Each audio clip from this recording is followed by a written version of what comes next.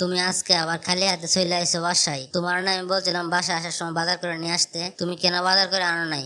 আসলে অফিসের মধ্যে এত কাজের চাপ আমার মনেই ছিল না। তোমার মনে থাকে এটা কোনটা? কোনো যোগ্যতাই নাই তোমার বিয়ে করে আমার জীবনটা শেষ হয়ে গেছে। আমি তো বললাম তোমার আমি ভুলে গেছি। তাহলে তুমি আমারে বলে যাও না কি কারণে? তোমার উপরে ভরসা করে না আমার কিছুই হইব না। বাবা মা আসলে ঠিকই বলে, তোমার না কোনো কিছু মনে থাকে না। মা যখনই তোমার কোনো কিছু আনতে বলে তুমি বলো ভুলে গেছো। তুই রে কি বলতেছ? মাসের মধ্যে দুই একটা জিনিস ভুলে গেলে কি আমি সব ভুলে গেছি? তার মানে কি আমার কিছুই মনে থাকে না?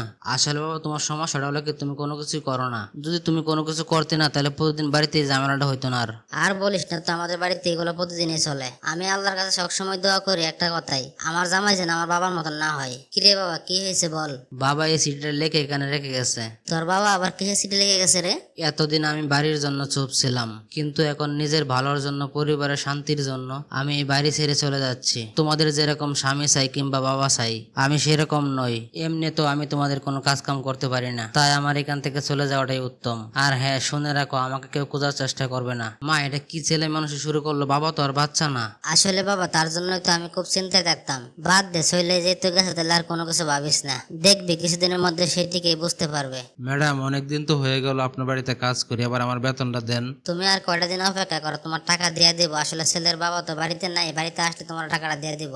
দেখেন ম্যাডাম, আজকে 15 দিন যাবত আমি একই কথা শুনে আইতাছি, জানি না আমি আমার টাকাটা পাবো কিনা। মা, পুরা মহল্লার সবার বাড়িতেই কারেন্ট আছে, শুধুমাত্র আমাদের বাড়িতে কারেন্ট নাই। মিটার চেক করে দেখলাম কারেন্টে টাকা শেষ হয়ে গেছে। তুমি আমার টাকা দাও, আমি টাকা ভরে নিয়ে আসি। আমি জানি, কিন্তু আমার কাছে তো টাকা নাই। আমি কোথা থেকে টাকা পাবো? কোথা থেকে তোর টাকা দিব? কাজের লোকের টাকা, জামা কাপড় আয়রন করছি এটার টাকা, দোকান বাকির টাকা, আমি কোথায় থেকে তো টাকা দিব? আমি তো কোনো কিছু বুঝতে পারতেছি না। মা, আমি কলেজে যাবো, আমাকে টাকা দাও। টাকা টাকা চতুর্পাশে গেলে টাকার প্রয়োজন। আমার মাথা তো নষ্ট হয়ে যাচ্ছে, আমি কোথায় পাবো টাকা? আমার কাছে তো কোনো টাকা নাই। মা জানো, আজকে আমি একটা জিনিস বুঝতে পারলাম, যতদিন বাবা ছিল ততদিন আমাদের কোনো কিছুরই কমতি ছিল না। কাজের লোকের টাকা, দোকান বাকির টাকা সবকিছু তো বাবাই করতো। হ্যাঁ রে বাবা, তুই ঠিকই বলছো। দেখ, আমরা একটা মাসের মধ্যে সবকিছু বুঝে গেছি। আমরা ভাবতাম তোর বাবা কোনো কিছুই করে না, আসলে মূলত তোর বাবাই সবকিছু করে। বাড়ির সব খরচ তোর বাবাই করতো, সবকিছু তো তোর বাবাই চালাইতো। মা, একটা সত্যি কথা বলবো, তুমি কিন্তু বাবাকে কোনোদিন ভালোবাসো নাই, কোনো কদরও করো নাই। আর ছোটবেলা থেকে তোমার এই ব্যবহার দেখে আমরাও কোনোদিন তাকে ভালোবাসতে পারি না, কোনো কদর করতে পারি নাই। হ্যাঁ মা, তুমি যেভাবে কথা বলতে, বাবাকে তুমি যেভাবে কথা শোনাতে,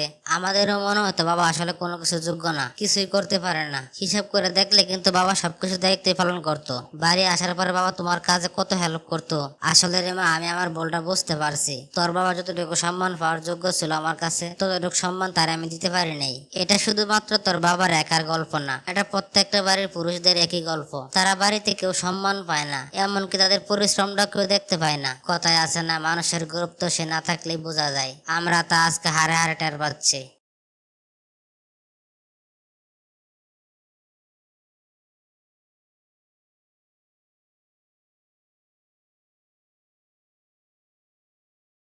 মা জানো, আজকে আমি একটা জিনিস বুঝতে পারলাম, যতদিন বাবা ছিল ততদিন আমাদের কোনো কিছুরই কমতি ছিল না। কাজের লোকের টাকা, দোকান বাকির টাকা সবকিছু তো বাবাই করতো।